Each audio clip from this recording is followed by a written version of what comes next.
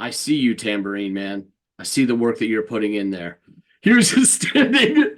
He's standing up. He's got the microphone in front of him, and he's just tambourine like the most basic beat.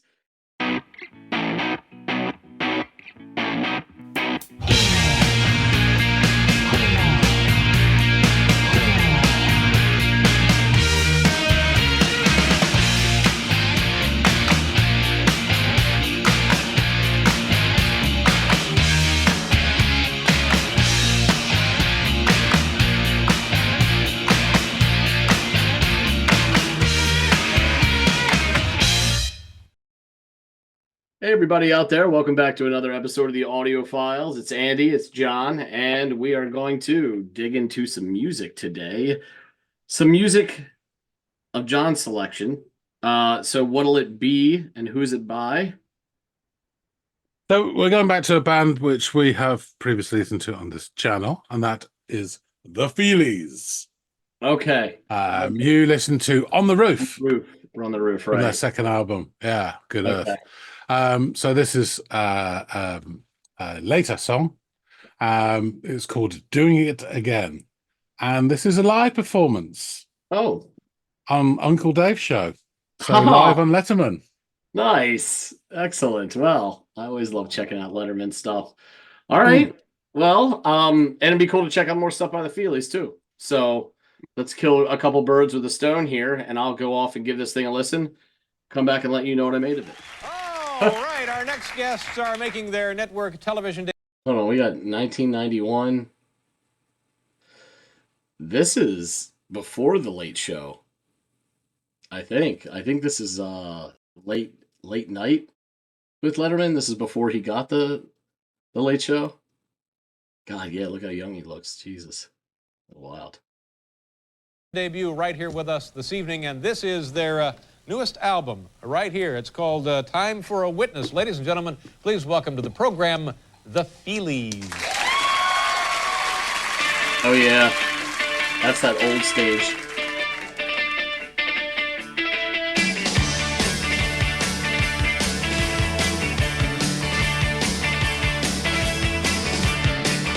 I love the sound of that guitar. God, you need to package up that sound. It reminds me of like bands like The Call, like what their guitars sounded like. Jangly, bright. Sounds so good. So good.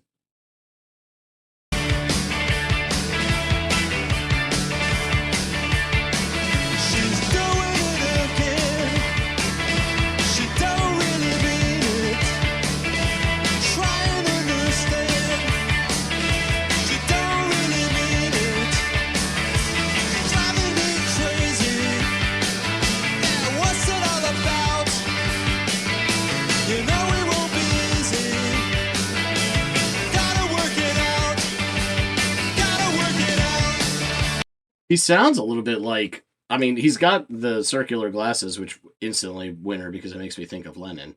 But another, music icon that wore those glasses, oftentimes anyway, Mr. Tom Petty. And he kind of sounds like, younger Petty. Slight bit of nasal to his delivery, but in a way that's not detrimental at all. In fact, I think it gives it some of its own personality, and I like it. But it is, for me, a little akin to Tom Petty. Yeah, this is great song. Some interesting, I don't want to oversell it like, oh my God, but they're really good bass work behind this. I will say, anyone who sits on a stool for a live performance while everyone else but the drummer stands annoys the piss out of me. It's like, come on, just stand up.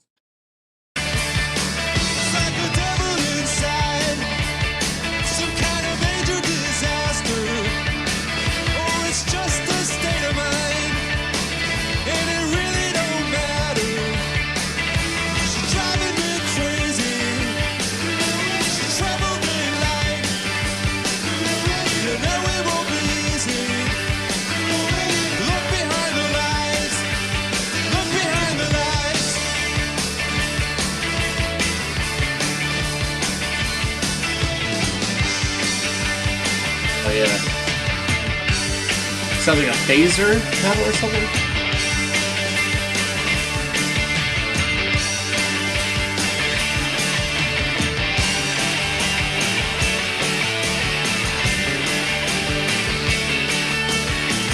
So great to see Paul Schaefer jamming out even way back then. He's been known to do that. He will join the bands. Now I don't know if they're gonna. John's going to tell me Paul Schaefer was actually a member of the Feelies. I have no idea, but I've seen him so many times when performers play Letterman. Him just being like, "Yeah, I'm definitely joining in and playing with the band on this." Um, how we saw that on the Manchester video, where like the horn section of the house band joined them to perform. It's just great to see. Paul Schaefer's a mensch.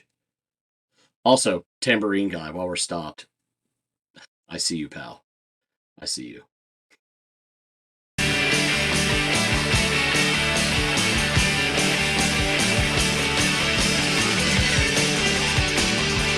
Oh, I like that.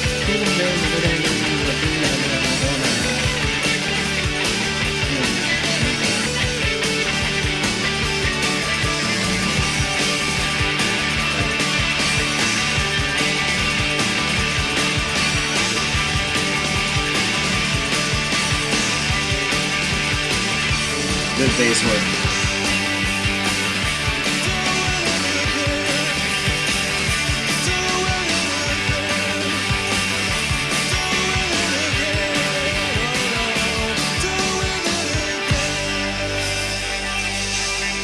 Oh,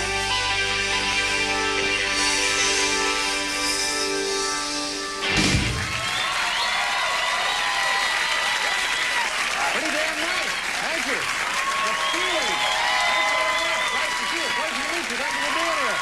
Yeah, it's the Feelies. We'll be right back. oh, I love Dave.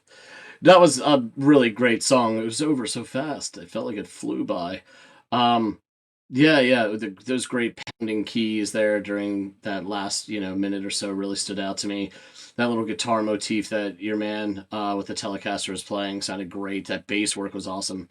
Yeah, this is just a really enjoyable like sound. It has this quality to it that I feel like it could have, you know, no matter when it was written, it could stand the test of time. Does have a timeless nature. It's got this classic sound that makes it. I think part of what makes something a classic is that it can always be enjoyed, and this has that quality to it. Just good, you know, simple but enjoyable rock and roll. So yeah, all right, the Feelies. What do we do on the roof? The one different, slightly different vibes from this. I think on the roof, his delivery almost reminded me. Not the sound, but the style reminded me a little bit more. I think of Michael Stipe, if I'm not mistaken. Um, but yeah, I enjoyed on the roof. I think I enjoyed this a little bit more. Maybe it's the whole packaging that made me come to that conclusion. But yeah, I'm sure there's still more to learn about the Feelies, certainly about this song. So let's get back to John. Yosemite Sam is back. So you listen to Feelies on Uncle Dave's show. Yes. What do you make of it all? Well, first of all, we got ourselves a real Letterman throwback with this one. Yeah. This is before his tenure as host of the Late Show, which started, I think, in '93. So this would have had to have been during when he was the host of a show that was called Late Night with David Letterman. So yeah, 91. okay, 91 90, yeah, 91. I think that was in the title of the video. So I was like, oh wow, this, and then they showed the stage, and the stage is also definitely from his other set. So we're only just begun, and I'm already getting shades of like the guitar in this reminds me a lot, and this isn't just exclusive to the band I'm about to compare it to. There's a lot of bands that had this sound at the time, but it reminded me of The Call. The guitar did. It was just so bright, and had that kind of like that era jangliness to it. And I really, really loved it. Actually, the sound of it was so great. Um, so yeah, and bonus points are being scored already for the Lennon-esque sunglasses that your man is rocking. The guy on the Telecaster. Also, his voice has similarities in this track because I think in the last track, on the roof, I had said that he had kind of reminded me, like not that his technique reminded me of Michael Stipe a bit on that track. Yeah, but in this one, perhaps there was the different tact or whatever. He reminded me a lot of like a young Tom Petty Right. in this track. So I just thought it was interesting because those are two very different people, Stipe and Tom Petty. But yeah, I thought he kind of fit more into that pocket on this track, and I actually really enjoyed his vocal delivery on this. And I love the guitars on this track, as I stated before. They all this like all of them, they work nicely with one another, and there's like some subtle but really good bass work happening underneath all of that as well. um though I have to admit, I have a huge pet peeve about being the only non-drummer sitting on a stool during a live performance. Like if it's like an acoustic set and everybody sat around in chairs, I get it. But if you're the one guy just kind of posted on a bar stool on live television, like stand up, give some stage presence, get into it. It's annoying me. I'm sorry. Also, I had to just say in order to ensure that he is recognized and mentioned, I see you, tambourine man. I see the work that you're putting in there. He was just standing. He's standing up. He's got the microphone in front of him, and he's just tambourine like the most basic beat. And even then, he doesn't look very sure of himself over there. So I just thought he deserved a shout out. He looked super stage scared. Um, and it's great. He always looks like that. Yeah, he does. He always He's has. been at this point. He's been performing for a good, I don't know, 10 years at least. And yeah, he always looks like that. Fair enough. Fair enough. Also, it's just great to see him, but it's great to see him participating with the band, and that's Paul Schaefer on the keys. Paul Yeah. Schaefer is one of the great sort of late night band leaders. Yeah. You don't really have them as much anymore, but they were like a fixture during sort of like, I guess, post who was it that always, was it McMahon that always appeared alongside Johnny Carson as sort of his sidekick, and then um Andy Richter would sometimes appear next to Conan as like his foil. But there were a few that had these great band leaders on their late night show, and Paul Schaefer was one of them. And then the great thing about Paul Schaefer was that he always seemed more than happy to accompany whatever band was playing on the show that night. We saw it, fast forward years all the way to Manchester Orchestra, and him and some of the guys are playing on the video that we watched when we when we did Virgin. So it's like it's just great to see him, and also his keys sounded great. There's all this punchy key work being done that especially shined, at least for me in my ears, during Yeah, and there's none of that in the original studio version at all. Really. So again, awesome for him to just go, hey man, let me get in here, make you, if it makes them feel more comfortable, or maybe like they're not alone or whatever, and it just fills out the overall sound, good on him. His enthusiasm really shone through in the whole of that track. It Yeah. really did, I think. Yeah. Paul Schaefer, much like Letterman, a national treasure, especially when it comes to this kind of setting. Really digging the quick little melodic lead motif that the lead singer plays just around the 2:08 mark in the video. That's a nice little change of pace.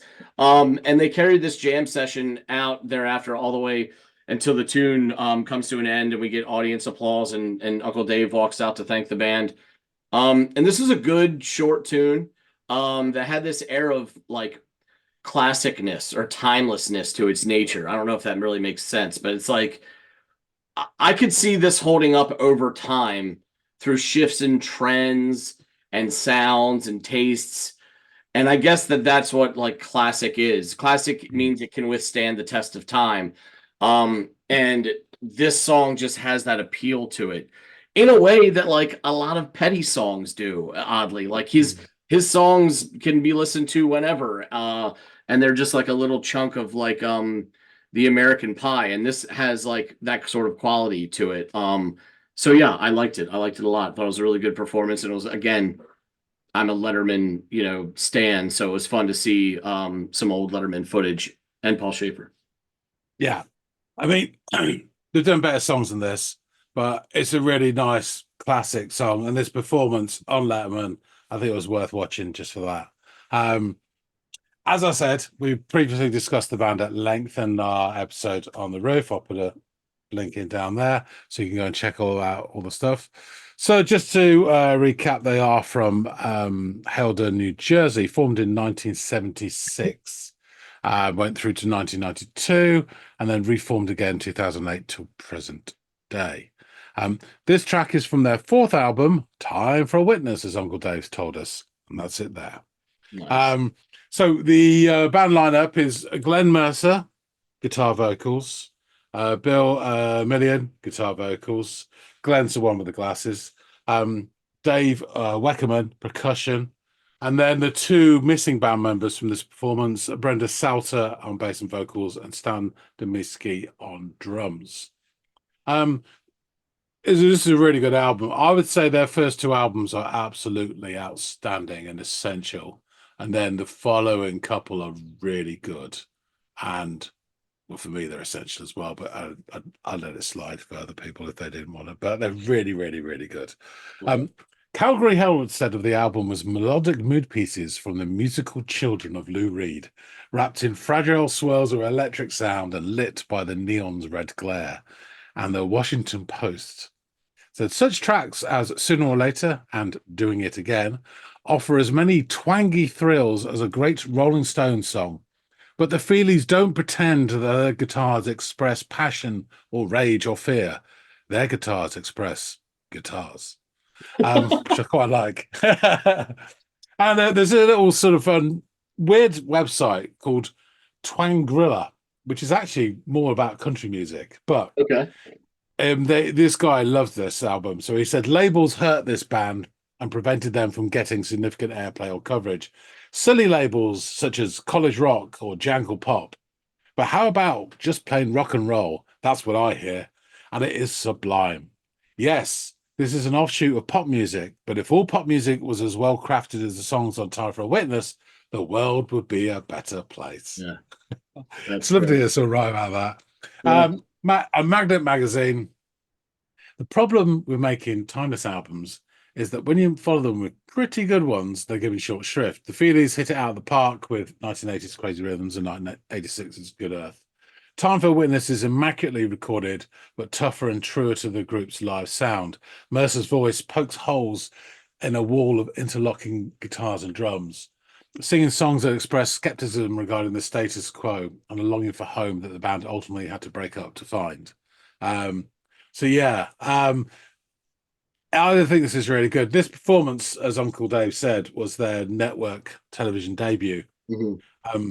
Years overdue, and sadly months before they split. So the end of the first part of their career, they get their break in telly, and then they split up. Oh my gosh! As I say, Salter and Demiski, drums and bass, were absent and replaced by the Letterman House Band, who I think did actually a fantastic job. And I would say that this performance is better than the album studio version. Oh wow! It just has a little bit extra.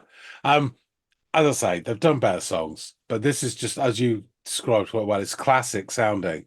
It's a really clean, indie, poppy, rocky song that just is its own entity for like the 3 and a bit minutes or whatever. It's, you're in there and then it's gone. You're not thinking about it the next day and what it all means and whatever.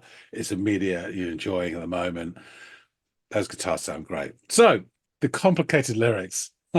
She's doing it again. She don't really mean it. Try and understand. She don't really mean it. She's driving me crazy. What's it all about? You know it won't be easy. Gotta work it out. Gotta work it out. It's like a devil inside, some kind of major disaster. Or it's just a state of mind, and it really don't matter. She's driving me crazy, doing it again. She's troubled in life, doing it again. You know it won't be easy, doing it again. Look behind the lies, doing it again. Look behind the eyes. And then we go into my notes. I put indie strum heaven. And then they come back in, doing it again, doing it again, doing it again. Oh no, doing it again.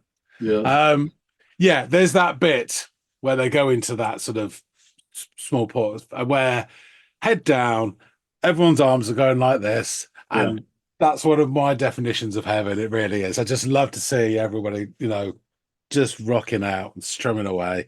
And the rest of the band as well are so into the house band are so into it at that point as well.